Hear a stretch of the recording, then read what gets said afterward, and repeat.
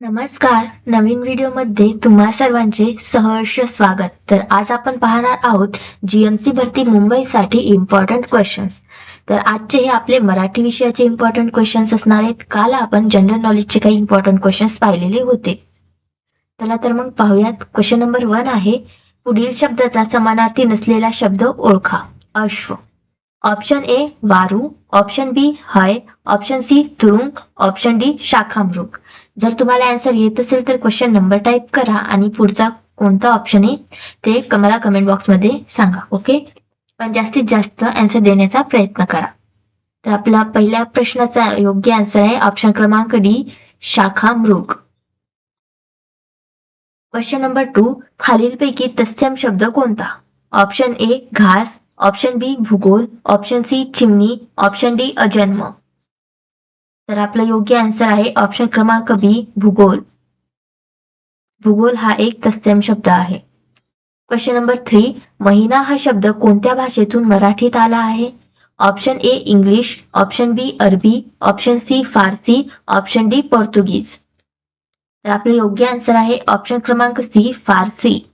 महिना हा शब्द फारसी या भाषेतून मराठीत आलेला आहे. क्वेश्चन नंबर 4, रामपत्र लिहितो या वाक्यात कोणता प्रयोग आहे? ऑप्शन ए कर्मणी प्रयोग, ऑप्शन बी भावे प्रयोग, ऑप्शन सी कर्तरी प्रयोग, ऑप्शन डी वाक्य प्रयोग.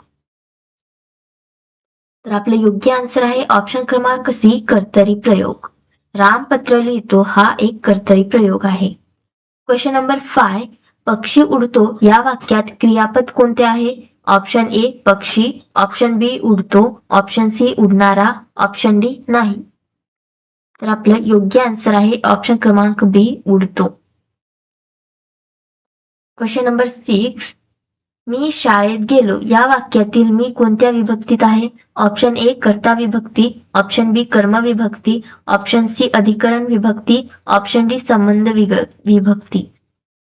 तर आपलं योग्य आन्सर आहे ऑप्शन क्रमांक ए कर्ता विभक्ती. क्वेश्चन नंबर 7, मी पुस्तक वाचले या वाक्यातील काळ कोणता? ऑप्शन ए वर्तमान काळ, ऑप्शन बी भूतकाळ, ऑप्शन सी भविष्यकाळ, ऑप्शन डी संभाव्य काळ. तर आपले योग्य आन्सर आहे ऑप्शन क्रमांक बी भूतकाळ.